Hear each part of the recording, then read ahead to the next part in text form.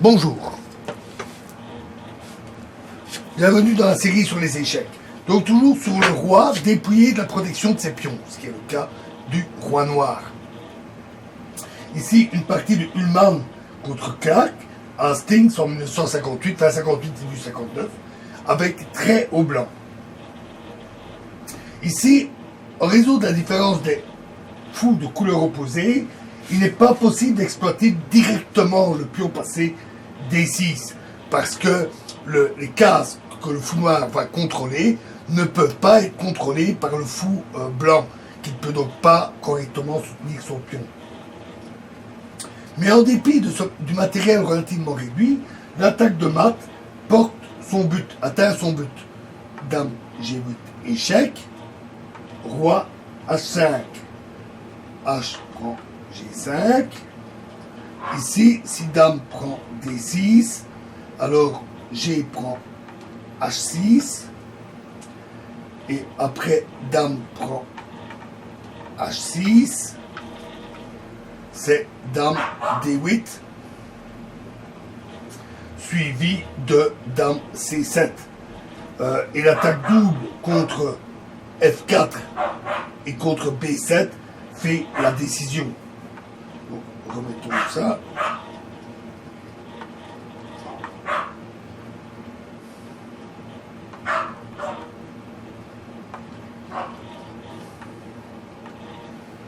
Après, dame G8, roi H5, H prend G5. Donc dans la partie, il reprit le pion, H prend G5.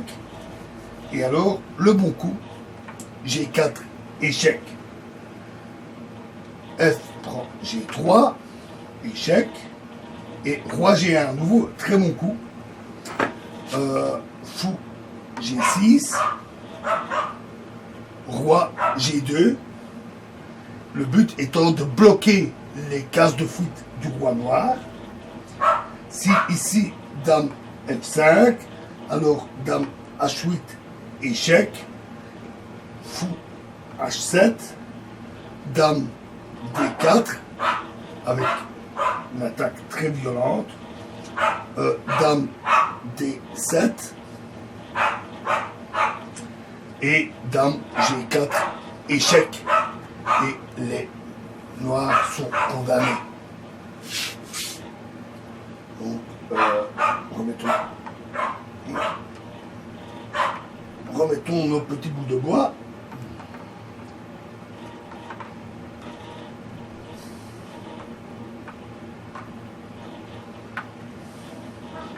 Après, donc G8, droite, H5, H prend G5, donc H prend G5, G4, échec, F prend G3, échec, roi G1, roi G6, roi G2, pardon, fou G6, roi G2, roi, donc roi H6, dame H8, fou H7, dame F6, échec, fou G6, et dame prend G5, échec. Et là, évidemment, les noirs abandonnèrent. Qui montre bien aussi la faiblesse d'un roi, même à matériel égal, plutôt bien protégé, la faiblesse d'un roi qui est trop exposé par les pions. Et le roi blanc ici, qui a bien pris garde de ne pas prendre le roi noir pour éviter justement une contre-attaque, un échec sur sa propre position. Le roi noir, le pion noir lui servant de bouclier. Le plus souvent, le roi se trouve dépouillé par l'avance de ses propres pions. C'est ses pions qui, en avançant, qui lui enlèvent cette protection. C'est pourquoi un assaut de ces pions sur l'aile où se trouve le roi exige une supériorité d'espace ou d'efficacité de ses pièces, de façon à ne pas exposer inutilement le roi. Et on verra un exemple justement contraire à cette règle dans la prochaine vidéo. Je vous remercie.